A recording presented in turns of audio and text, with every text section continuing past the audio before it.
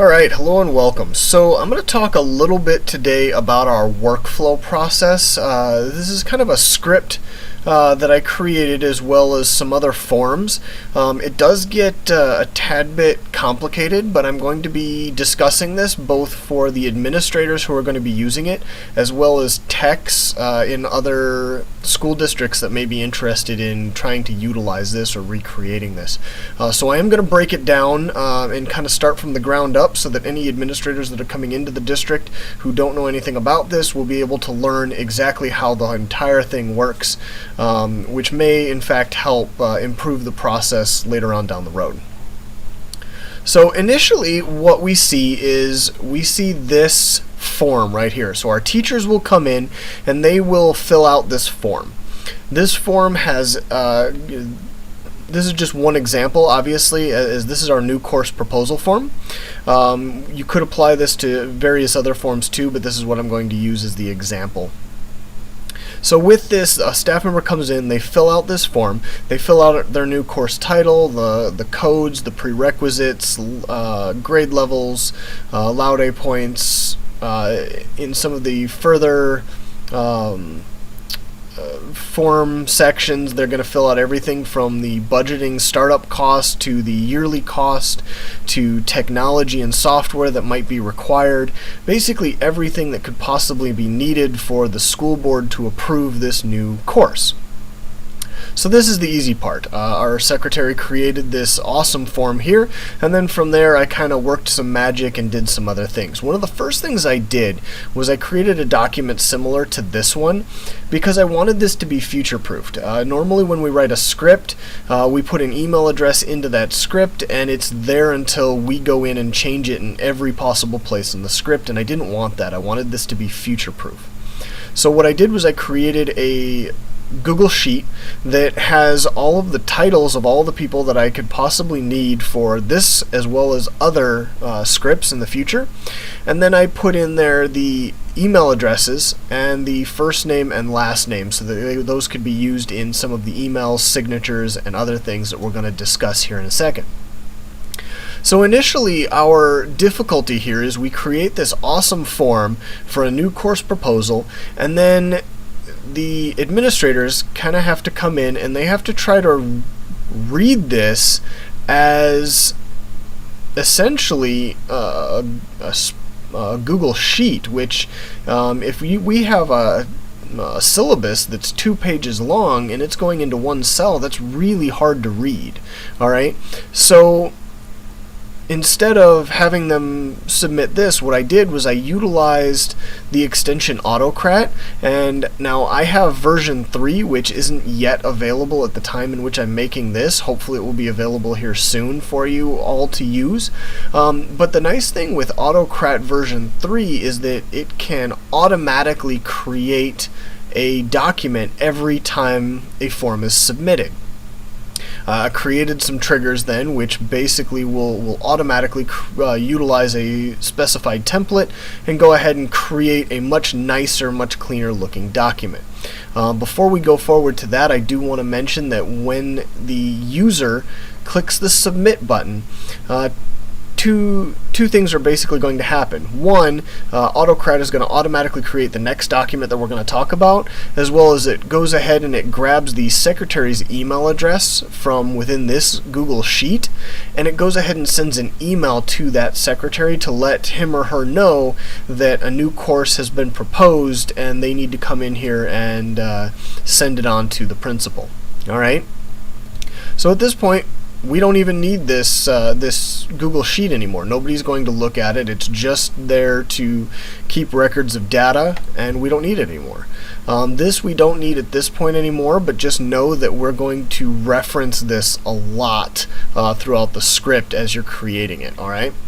So from there, we're going to use this template right here. So obviously you'll create your own template, whatever you want it to say, but for us, we're going to use this nice template with a nice header here, and Autocrat's going to automatically put all of the data from that Google Sheet into this much nicer, easier to read document for the administrative staff to come in and read.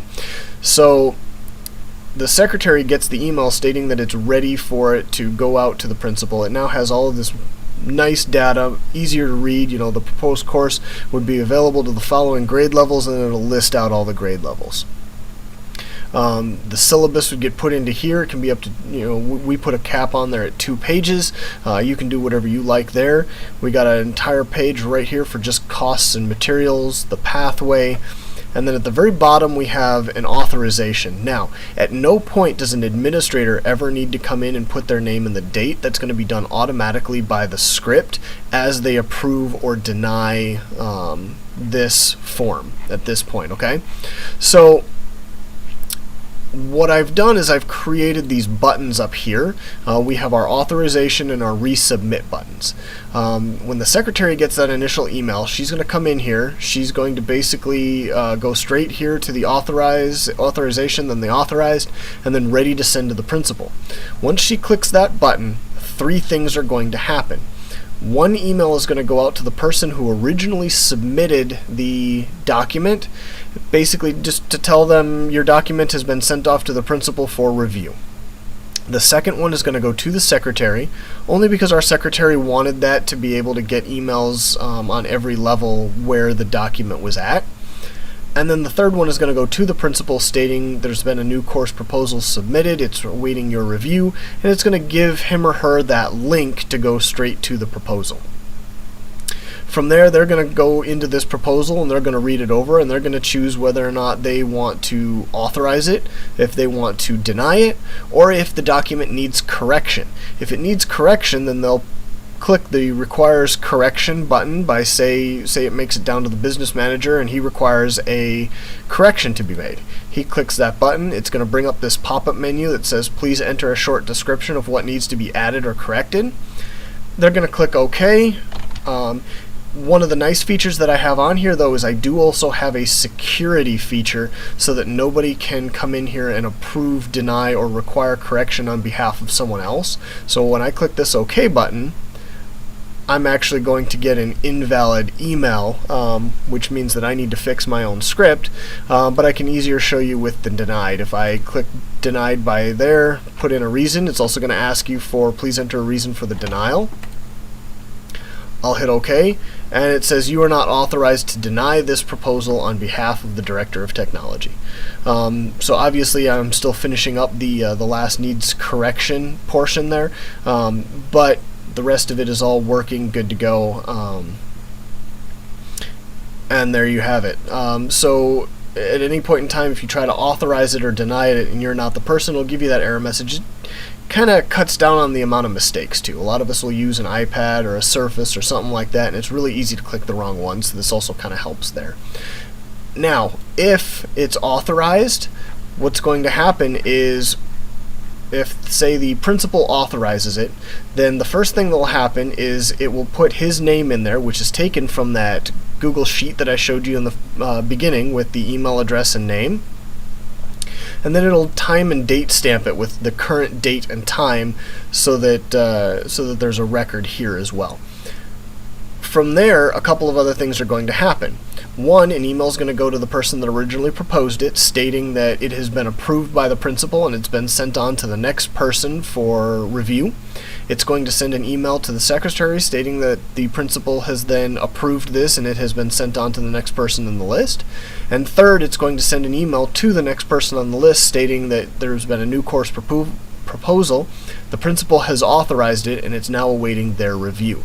So this way it can go from one desk to another without one email having to go out to everyone stating that they all need to come in and review this document. We wanted it to be, a person by person, almost walking through the chain of command in order to get to its end destination, which will eventually be the school board. The last thing it's going to do when they click authorized or denied or needs correction is I have another spreadsheet that I created that will actually come in here, and when the secretary initially clicks the ready to send to principal, it'll come and find the next available line under name and put in the course title here, and then from there every time it's proposed, denied, or requires correction, an if statement will be utilized in order to come down, find that name, and then go over to the right cell here and put in a date for whether or not it was approved or denied. It will put in a date for denied if it requires a